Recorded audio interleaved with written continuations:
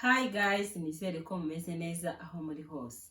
Niba uri mushyashya hano ngiye nitwa Cyusa Edouce. Guys, nkuhaye ikaze we mushyashya ufunguye video zanjye bwa mbere ukareba wumvemo ikaze kandi ndagusaba ko wakora subscribe warangiza ugakanda kuri ako kazogera kugira ngo igihe cyose na uploadinze video uzajye ubona aka notification, igihe cyose na uploadinze video uzajye uhora uri update kuri Cyusa Edouce. Kandi nkomeje gushimira nawe usanzwe rwose ufungura video zanjye buri munsi ukareba ukama like ugasharinga inshuti zawe ukama comment, umva nawe ndagusabira umugisha ku Mana.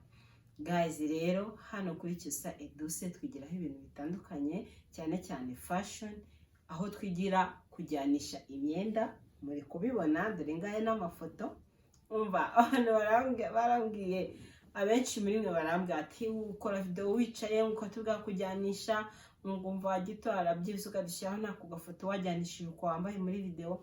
Umva rwose ngiye kujya mbibakorera, ngiye kujya mbibaha. Dore ngibi rwose ngiyi foto ukuntu ibintu bimeze, ni shati ni panaro yijimye, nimba ari mauve yijimye simbizi, n'agashati karimo utudutima ariko nako naka mauve kijimye. Guys, aha rero kujyanisha niho uzabyigira, na n'ahandi hantu niho twigira kwambara neza. Kujyanisha burya kwambara neza no kujyanisha birajyana cyane.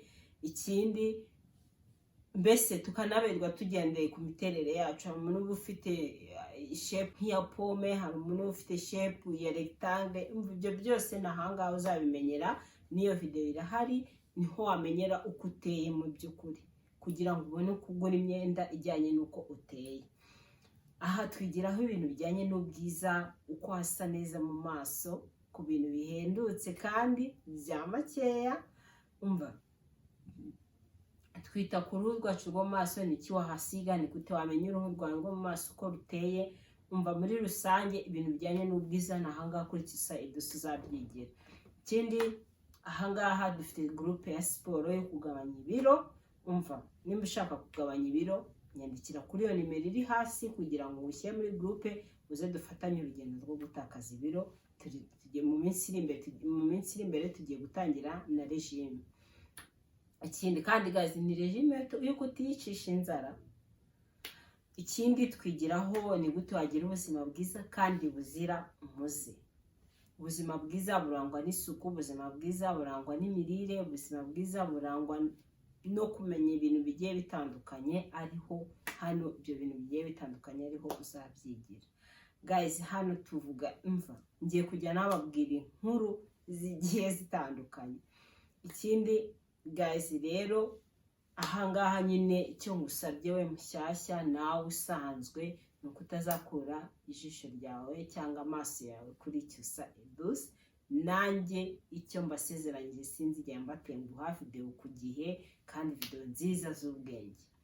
Guys, rero uyu munsi ni ibintu byiza by'agahebuzo kandi abizi ko abantu benshi, haba ku bagabo, haba ku bamama, haba ku bakobwa, ibintu twese turabikeneye. Umva nta muntu w'umusirimu, nongere mbivuge, nta muntu w'umusirimu ugira mu kwaha umukara. Nta muntu w'umusirimu rwose ujya muri bisi wazamura akaboko, muri shira umuteto wazamura akaboko abantu bose bakipfuka ku munwa. Niyo atakipfuka ku munwa ngo ubibone, ariko uba wamubangamiye aba yabuze ukuntu abigenza. Hari n'uwimuka aho hantu muri. Rero guys, uyu munsi nje kugufasha rwose, ugomba kugira mu kwaha hakeye. Kandi umva namwe mujya mubona ukuntu abantu b'abasirimu basirimutse badanje bagenda gukoresha waxing nayo tuzayiga ukuntu wayikorera mu rugo. Ariko byibuza nubwo utakoresheje waxing ukabakoresheje urwembe cyangwa ukabakoresheje jirete, byibuza wituma mu kwaha kwawe hasa umukara.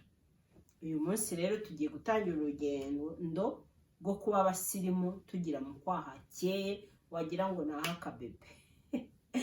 Yewe muntu siko ufite mu kwaha w'umukara, yewe muntu ndabwira undi muntu wa kabiri. Umuntu wa mbere ni umuntu siko afite mu kwaha w'umukara, undi muntu wa kabiri ni umuntu siko afite hano hagati y'amaguru h'umukara. ibi bintu ngiye gukora uyu munsi, ibintu tugiye gukoresha ugomba kuba ubifite byibuze nyuma y'ibyumweru 3 result uzaba uyibonye, ubundi utangire umusirimu nawe ube wajya ku mazi, ube wakambara agakabutura kageza udafite ipfunwe bw'uko hano hawe hasa umukara, ube wakambara isengeri ntutinye kuzamura akaboko kwakoze ko ufite mu kwaha h'umukara. Hari n'ababa bafite mu kwaha harimo imiburo, hafite mu kwaha hajemo ibintu by'ibiheri. Guys, ibintu ntabwo ari iby'ubusirimu rwose, ntabwo ari iby'umuntu w'umusirimu. Kandi iki kinyejana turimo sinzi ko namwe muri kubibona, tugomba gusirimuka. Udasirimutse isi iragira ute? Iragusiga. Usigaye ujya gusaba ahantu akazi, wahinjira bitewe n'ukuntu bakurebye. Ugiye muri interview bitewe n'ukuntu bakubise amaso bwa mbere, bakahita baguha amanota. Hari n'igihe bakubaza n'ibintu biterekeranye, hari n'igihe iyo ugezeyo bakabona wapi rwose, batangiye kukubaza n'ibintu biterekeranye, ukabona nawe ubwawe ntibakwitaye. Ariko iyo winjiye akavuga ati wow, wambaye neza, mbere na mbere nyuma yo kwivuga ngo introduce yourself, ugatangira bakakubwira ati wambaye neza, akonga kuba wagatsinze. Interview niyo wagera hagati kakunanira ko byibuze icyo cyizere, byibuze iyo self confidence nawe wumva yifitiye. Rero nicyo njya mbabwira buri munsi mu buzima bwacu bwa buri munsi, tugomba gusirimuka guys. Tugomba gusirimuka. Nta muntu ukora muri hoteli uba ufite mu kwaha h'umukara, ugomba kuba ufite mu kwaha h'umukara. Nta muntu ukora ahantu hariho hose nako ukora, ntabwo wakagombye kugera mu kwaha h'umukara. Witerwa ipfunwe kubera uko uteye. Ndabizi ntabwo mu kwaha h'umukara ariho umuntu mu kwaha h'umukara ntabwo umuntu ahizanira kenshi, bitewe n'ubuzima bwacu bwa buri munsi, nuko umuntu aba yirukanka n'ibiki hari igihe ushiduka mu kwaha harabaye umukara bitewe n'akazi ukora. Rero byibuza nimba unahabonye hasi umukara, gerageza ubirwanye guys. Rero uyu munsi ibikoresho tugiye gukoresha nta nubwo bimva nta n'ibyadaje rwose. Akoresha turmeric. Iyi turmeric ni umuti. Tuzanayikoresha muri mask ku muntu ufite uruhu rufite oil, nyine umuntu ufite uruhu rwa oil skin, kuko iyi turmeric idufasha gukamura ya mavuta ari mu ruhu. Turakoresha turmeric, turakoresha bicarbonate of soda. Iyi ngiyi igura 500, umva binanditseho. Wanayigura muri farumasi. Iyi ngiyi wayigurira ahantu hose bacuruza ibirungo. Guys, muranyihanganira dore indimu mfite. Iyi ndimu rero nateguye gukora video mu cyumweru cyashize, ngenda mbura umwanya wo gukora video, none rero ukuntu yabaye. Ariko ufite amazi do irakandika. Ibi ni byo 3 by'ingenzi turi gukoresha. Ariko ikintu cya nyuma cyiza kibiherekeje ni Nivea, cyangwa iyi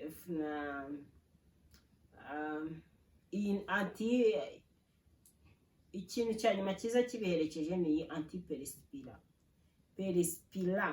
Aha guys, rero iyi anti-perspirant ni 5 in 1. Ubwo irimo ibintu 5 byose. Guys, mumbabarire rwose umuntu w'umukobwa w'umusirimu cyangwa w'umumama w'umusirimu. Reka abagabo tubihorere, twivugiye twebwe ubwacu ku giti cyacu. Umuntu w'umumama w'umusirimu, umuntu w'umukobwa w'umusirimu utagira anti-perspirant rwose, umva umara gukaraba warangiza utarambara ukakisiga mu kwaha ukagenda. Niyo dodora wanayitera cyangwa parufe. Hari igihe dodora uyitera cyangwa parufe ninahumuze mu kwaha, ahubwo wajya ugira gutyo ukumva mu kwaha hawe hameze ukuntu ari guhumura ukuntu. Ariko iyi ngiyi yabigufashamo. Umva ni amasaha 48. Ngaho ibaze wayisize amasaha 48. Kandi ikindi akandi kabanga mbibire abantu bararana n'abandi.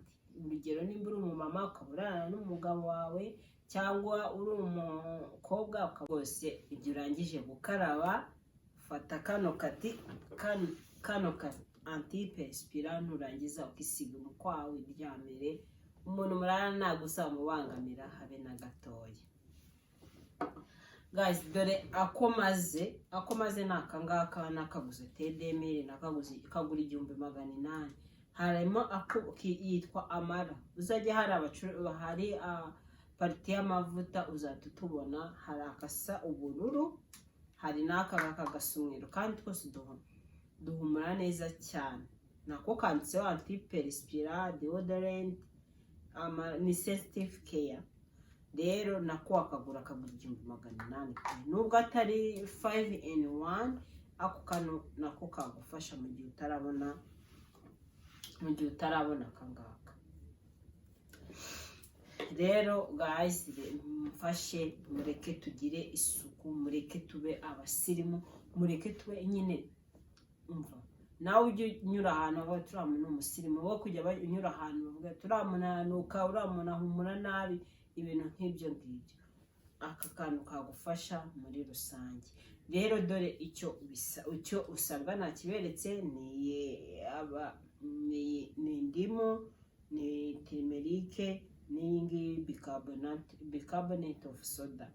Igura 500, turmeric igura 1500, indimu ni 100. Akangaka niko kapfuye guhendamo, ariko nako ugakoresha ugakoresha igihe kinini cyane. Nk'akangaka ngewe maze nakaguze mbere yuko nkora ubukwe. Ibaze mbere yuko nkora umwaka ushize mu kwa 9, dore tugeze umwaka, cyakoze hashize nk'ibyumweru 3 cyangwa ukwezi gashize mbona kugura kano. Rero guys, ikintu ukora uvanga na turmeric n'indimu ni bicarbonate of soda, warangiza ukagira mu kwaha. Reka nze ngende mbivange nindangiza. Ikindi ukoresha amazi ashyushye akazuyaze uri guhanagura mu kwaha. Ugomba kuba ufite n'agatambaro, warangiza ugahanagura mu kwaha, ukabona gutsirimamo nyine ukoresheje bya bindi byose twavanze. Guys, rero ntangiranye indimu ndayisatura, nindangiza gerute nindangiza nkire nyine muri ya ntuza yanjye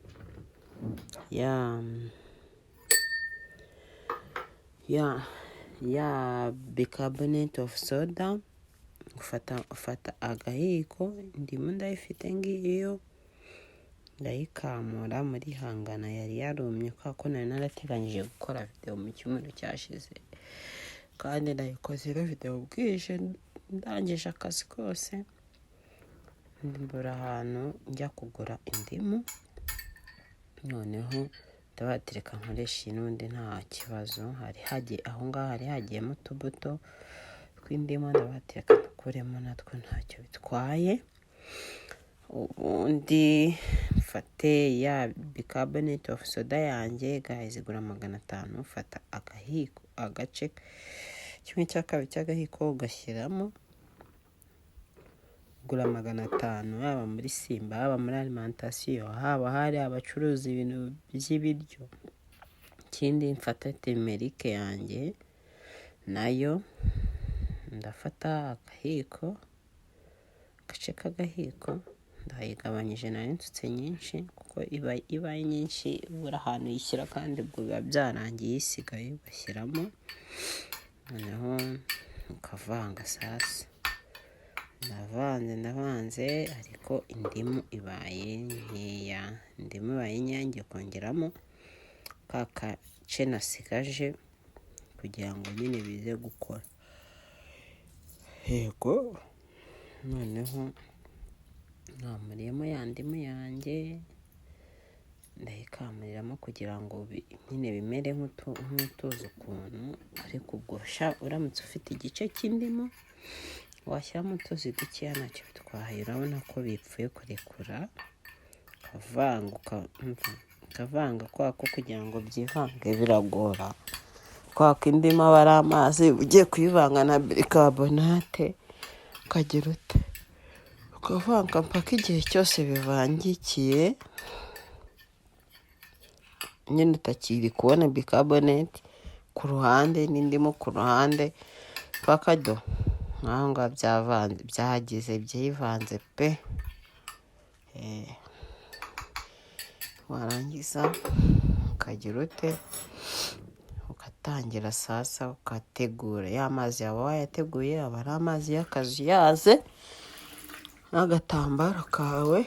Bibaye byiza wakoresha agatambaro katari umweru kwako ntuza turmeric iranduza bya hatari. Gazi rero murabona ko nanjye maze iminsi mbikoresha. Uyu ni umunsi ashaka ko ari umunsi wa gatatu, ariko uko byari biri uko mu kwaha kwanjye hari hameze ntabwo ariko ubu ngubu hameze. Nkwibutsa ko urabanza ukogosha ukabona gukora iriya ntuza yacu tugiye gukoresha. Ukoresha amazi y'akazuyaze. Murabona ko byibuze hari icyo biri gutanga. Hano hagati hanjye ho hatangiye gucya, kereka hano umuntu hano hihinira mu kwaha niho mbona bitarakora, kandi naho ugomba kuhakoresha. Rero warangiza ukabifata bya bintu byose wabanza ugatangira ugatsirima mu kwaha, ukibuka gushyira na hariya haruguru mu nguni, kuko naho hari izi ugasanga habaye umukara. Guys, mva narwaye grippe, ni ukuri munyihanganire, ndumva nazi ukuntu ndi kuhoga. Mva ugatsirima ubundi ufite ga urayikoresha. Nari nyifite ga ndazifite, ariko gukoresha intoki nibyo byiza. Kongeramo ugatsirima mpaka. Ibi bintu birakora ni ukuri. Nanjye afite mu kwaha w'umukara, ariko mva ndabona hari icyo biri kugenda bitanga. Pe. Nawe rero wabikora wabishobora, ni ukuri. Mureke tuba abasirimu. Nuko njye nuko n'impamvu sinjya nkunda kwambara ibintu biciye amaboko. Nambara amashati cyangwa nkambara amakote. Nzababwira impamvu ibyo bintu mbikunda muri video itaha y'imyenda. Tugiye kwiga ukuntu twambara noneho muri iki gihe cy'imvura. Guys, udusengeri twacu twambaraga mu gihe cy'izuba we tugiye kudushyira ku ruhande, ahubwo bajya tuzajya tutwambara mu makote. Nangiza nkajya mu kundi kwaha. Yego, uratsirima hagati y'iminota byibuze 2 cyangwa 5. Noneho inama nabagira nk'umuntu wogoshe, ntabwo yahita abikora aka kanya, kuko haba hari indimu bihita bikudya mu kwaha. Icyiza ni uko wakogosha nka nyuma y'iminsi 3 ukabona kubikoresha. Mu kwaha twadusebe umuntu aba yogosha wenda akica, tuba tumajije gukira, kuko indimu iraryana. Namwe ngira ngo ni nka alcohol mu gisebe. Rero aho ngaho urakomeza ugatsirima. Narindushye utegereza byibuza iminota mikeya cyane, iminota nk'5, ukabona koga mu kwaha. Tugeze iminota 5 ibyo nari ndi kubabwira, ukabona kongera guhanagura mu kwaha. Ntabwo bigora, nawe wabishobora, ni ukuri. Mva ndarushye we, ndarushye. Iminota 5. Ngejeje iminota 5, noneho ngiye gukaraba mu kwaha. Njye nari naje gukora video nsoje gukaraba, ariko ubaye utarakaraba wajya muri dushe ukagira ute ukahoga n'icyogesho. Nibyo byiza, kuko nk'uko ndi guhanagura rwose turmeric iriyenza n'ubwo ku ntoki biransaba gushaka ikintu nzafura kugira ngo icireho. Rero nkabona ko ndi guhanagura nta nubwo yashiramo gute se kwiyenza. Kandi ntuzakoresha akantu k'umweru rwose urimo urayikora. wapi, bibaye byiza wakambara ikintu cy'umukara ariko giciye amaboko. Timerike iriyenza mwa bantu, iriyenza kugira ngo ishire ku kintu ntihatari, ariko muhumure ntabwo ari ibintu byatanje. Ubwo rero nogera nyine ndahanagura neza, aho ushobora guhanaguza amazi akonje kuko uba uri gufunga twa twenge wafunguye ugiye gutangira ukoresheje amazi y'akazuyaza. Nuko rero nuko ngahanagura neza, murabona ko ngewe itashizemo ntabwo nasubira gukaraba ngewe mwene muzee, ariko ntacyo bitwaye gutyo. Murabona ko byibuza uko hasaga ubwa mbere ntabwo ubu ngubu ariko hasaga. Izo ni urugendo dutangiranye, mumfashe dutangire neza, namwe dutangirane, dufashanye duke duke, nanjye nzajya mbatera kuraje kuraje kuraje. Ndarangije, noneho nkahita ngira ute, nkahita nzana ya 5-in-1 yanjye ya antiperspira nkasiga mu kwaha. Umva ni ingenzi ya antiperspira guys, 1800 cyangwa 2500 ntabwo ari byo byakubuza gusa neza pe. Ukarara uhumura mu kwaha, ukarara wumva ndabibatuye, uhumura ubugira ute. Nuko rero ntuza yacu ikabirangiye, ukaba usa neza cyane. Tube abasirimu, mureke tube nyine, umva nawe ujye unyura ahantu aba turamuna umusirimu, wo kujya unyura ahantu bavuga turamunanuka, uramunahumura nabi, ibintu nk'ibyo ngibyo. Aka kantu kagufasha muri rusange. Rero dore icyo usabwa nakiberetse, ni indimu, ni timerike, n'ingi bicarbonate of soda.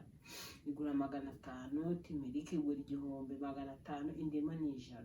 Akangaka niko gapfuye guhendamo, ariko nako ugakoresha, umva ugakoresha igihe kinini cyane. Nk'aka ngaka ngewe maze, nk'aka ngaka maze nakaguze mbere y'uko nkora ubukwe. Ibaze mbere y'uko nkora umwaka ushize mu kwa 9, dore tugeze umwaka, cyakoze hashize nk'ibyumweru nka 3 cyangwa ukwezi gashize, mbona kugura kano. Ngazi rero ngira ngo namwe mwabibyiboneye ukuntu ushaka kugira mu kwaha hasa neza, kandi ku bintu wakikorera mu rugo, ku bintu wabona hafi utarinze kujya gutanga amafaranga. Hari n'abatanga amafaranga kugira ngo babibakorere. Rero igihe nta mafaranga ufite wabikora nawe mu rugo nta kibazo pe. Wabonye ukuntu wabikora, ubutaha byibuza wajya ubikora 2 mu cyumweru, nyuma y'ibyumweru 3 cyangwa nyuma y'ukwezi, rezilita uba uyibonye ugize mu kwaha heza, haba sirimu, ukajya wambara udusengeri twawe ntahangaha ukahakora, ukajya wambara utubikini twawe wagiye ku mazi ntugire ipfunwe. Nahawe rero ho kugira isuku. Guys, rero naha video y'uyu munsi irangiriye. Ndabakunda cyane, mukomeze mushyigikire, musharinge video zanjye, mume like. Guys, igihe ubonye ino video ko hari ikintu ikunguye mu buzima bwawe, ko hari ikintu nyine ubonye utaruzi, cyangwa hari akandi kantu kiyongereyeho, mfasha ukande kuri like, ko nanjye biramfasha. Ndivuga ati byanga bikunda uyu muntu akanze kuri like, hari akantu akoye muri video zanjye, nanjye nkishima. Ubutaha nkakora n'indi video mvuga ati wow, ndi gufasha abantu. Ikindi rwose mumfashe musharinge inshuti zawe. Nimba ujya ureba, hari ukuntu nyine tureba kuri noza yawe ukabona abantu barebye video yawe, bari subscribe, bakoze subscribe, hari ukabona n'abarebye video yawe batarakoze subscribe. Ariko ndakwinginze, ndagusaba rwose, nimba utarakora subscribe ukabura video zanjye, mfasha uyikore pe, ni ukuri. Ikindi musharinge inshuti zanyu. Nimba uzi ko hari inshuti yawe uzi ko utarakora subscribe, kandi ndabizi ko ibintu mbaha, ndabizi ko ibintu mbabwira ari ingirakamaro mu buzima bwacu bwose bwa buri munsi, turanabikoresha pe. kandi hari n'abanshimira akambwira ati ni ukuri turagukunda, ni ukuri umva.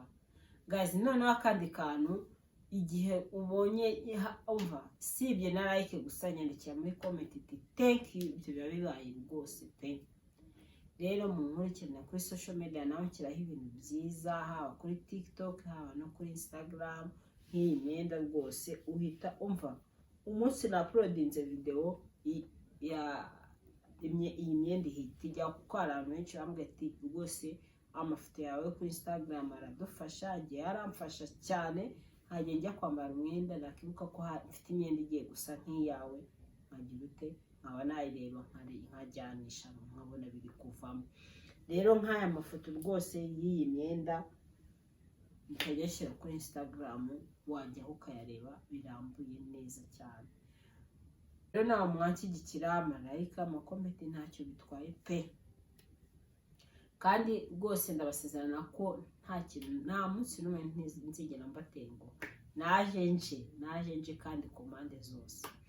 Rero mureke dukomeze dushyigikirane nk'abantu b'Abanyarwanda, nk'abantu basanzwe, waba uri hanze y'igihugu, waba uri mu gihugu, umfashyigikira mugenzi wawe kuko birafasha cyane. Guys, twige gushyigikirana nk'abantu b'Imana, umurimo w'Imana muri Yesu Kristo. Rero mureke tuzahore mu yindi video, ndabakunda cyane. Nari nibagiwe, umuntu ushaka kujya muri groupe yo gutakaza ibiro wanyandikira kuri iyo nimero yo hasi, ndamushyira muri groupe tugakomezanya urugendo nawe. Hari izindi nyunganizi ushaka kwambara neza ukaberwa, ushaka imyenda myiza, nawe wanyandikira nta kibazo.